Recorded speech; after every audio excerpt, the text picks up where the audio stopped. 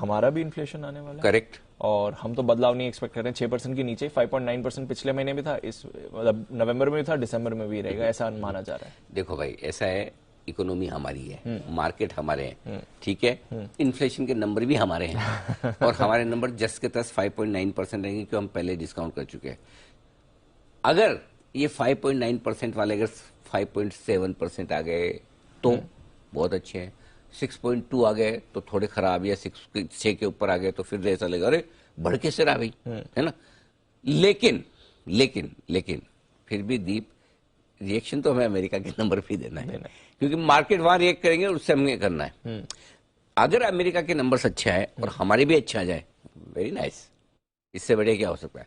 लेकिन अगर अमेरिका के नंबर अच्छे खराब आए और हमारे अच्छे भी आ जाए तो हम ज्यादा बढ़ नहीं पाएंगे, क्योंकि हम ऑलरेडी अंडर परफॉर्म करने का आजकल मन बना चुके हैं। मतलब हफ्ते 2 हफ्ते से हमारा कॉन्फिडेंस इस बात को लेकर बेहद मजबूत है कि हमें अमेरिका के मुकाबले में कम बढ़ना है ये हमारा कॉन्फिडेंस है कि उनके जितनी तेजी नहीं करनी, गिरे तो हम पहले गिर जाएं और वो बढ़े तो हम कम बढ़े।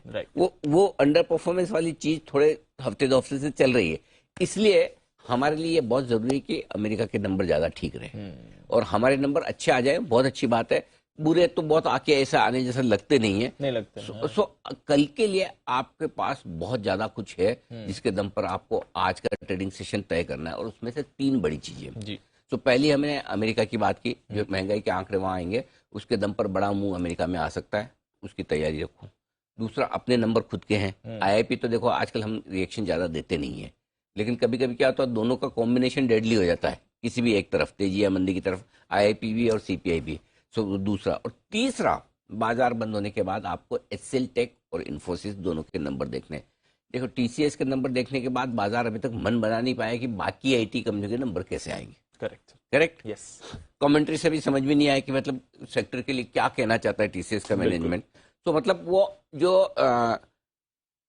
अनिश्चितता वाली स्थिति है आईटी सेक्टर को लेकर, कंफ्यूजन वाली स्थिति है, वो अब कंपनी स्पेसिफिक होगी, सेक्टर स्पेसिफिक तो थी, अब सेक्टर का डायरेक्शन अगर सेक्टर लीडर से नहीं मिल रहा तो अब हर कंपनी के रिजल्ट पे उस कंपनी का रिएक्शन आएगा। इसलिए एचसीएल टेक और इन्फोसिस के नतीजे इंपॉर्टेंट हो जाते हैं। राइट। तो कल सुबह जब अपने 8 बजे मिलेंगे तो ये 3 चीजें होंगी अपने हाथ में। अब इन तीनों चीजों का विश्लेषण करना है कि हमारे बाजारों को कैसे, क्यों समझो एचसीएल टेक और इन्फोसिस बढ़िया आ जाते हैं, वापस आपका आईटी भी चल जाएगा, मार्केट भी चल जाएगा। और खराब आए और उसके ऊपर पता चला महंगाई हमारी भी खराब, अमेरिका की भी खराब, मतलब धुलाई होने के लिए भी 3 कारण है और अच्छा होने के भी 3 कारण है। राइट, करेक्ट है ना। रिएक्शन ऐसा है। तो उसका एडजस्टमेंट आज आपको करना है, और एडजस्टमेंट करने के लिए दिन भी कौन सा चुना आपने?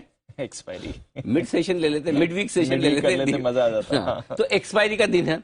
सो रोलर कोस्टर राइड हो सकती है पिछले 2-3 दिनों की तरह। तो अपने सिंपल है, अपने को पता है रोलर कोस्टर राइड में कोई दिक्कत नहीं, हमें पता है लेवल्स क्या करने हैं, लेवल्स के हिसाब से काम करना है। तो आज के सेशन में अपने लेवल्स गोट के पी लो, याद कर लो, यहाँ खरीदना है, यहाँ बेचना है, यहाँ खरीदना है, यहाँ बेचना है, डन।